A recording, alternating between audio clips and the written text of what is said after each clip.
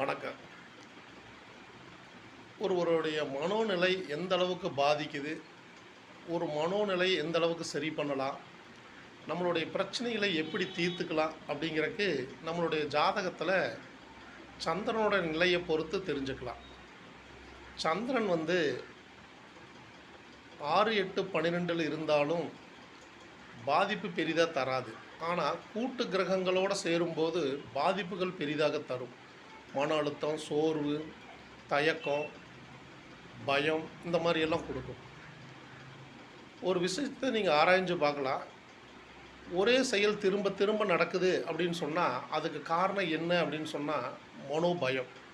அந்த மனோபயம்தான் நம்மளை மாற்றி திசை திருப்பி ஒரு செயலை செய்ய விடாமல் பண்ணுது. அப்போது ஒரு ஜாதகத்தில் சந்திரன் எந்த இடத்துல இருக்கிறாங்கிறத விட அவர் கூட யார் இருக்கிறா, அவர் யார் பார்க்குறாங்கிறது ரொம்ப முக்கியம். அப்போ சந்திரனோட ஒரு சேர்க்கை பார்வை இருந்துச்சுன்னா அந்த மனோநிலை திருப்தி இருக்காது. சரி, இது சந்திரன் மட்டும்தானா அப்படின்னு சொன்னால் முழுக்க முழுக்க சந்திரனே தான் காரணம், வேறு யாரும் காரணம் இல்லை. அப்போது உங்களுடைய ஆள் மனசுக்குள்ளே நெகட்டிவை அதிகமாக பதிவு பண்ணுவீங்க. அப்போ அந்த ஆள் மனசுக்குள்ளே நெகட்டிவ் பதிவு பண்ணுறாங்க அப்படின்னு சொன்னால் அந்த பதிவை எப்படி சரி பண்ணுறது, அதுக்கு என்ன காரணம், என்ன வழி அப்படின்னு சொன்னால் எந்த அளவுக்கு பதிவு பண்ணியிருக்கீங்களோ அந்த வார்த்தைகள் தான் நம்மளுக்கு திரும்ப திரும்ப வரும். அந்த வார்த்தைகள் திரும்ப திரும்ப வருதுன்னா அது நம்ம ஆள் மனசை ரொம்ப பாதிச்சிருக்குன்னு அர்த்தம். சப்போஸ் ஒரு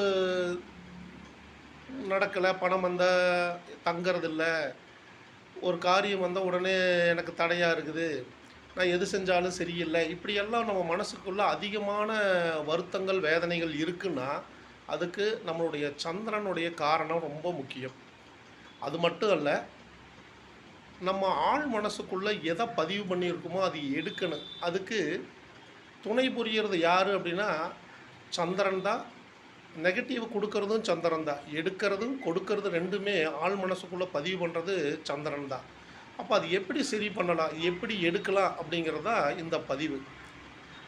ஒரு சுபமான விஷயங்களை எப்பப்பெல்லாம் நம்ம ஆள் மனசு வேலை செய்தோ அப்போல்லாம் சுபமான விஷயங்களை பதிவு பண்ணணும்னா நம்ம அந்த நெகட்டிவ்லேருந்து வெளியே வரலாம்.